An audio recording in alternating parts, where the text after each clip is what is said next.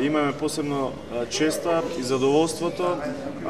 Ние како Унија на млади сили на ВМРО-ДПМН, заедно со градоначалникот на општина Гутел господинот Петре Латиновски, заедно со заменик министерот за трудовите и социјална политика господинот Спиро Ристовски, на наша покана да дојдеме тука и да овозможиме радост за децата сместени во домот за деца без родители 25 мај.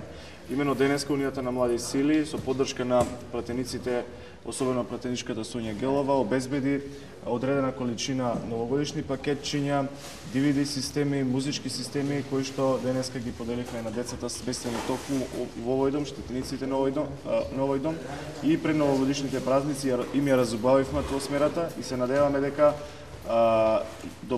допринесовме за еден убав почеток на наредната 2011 година.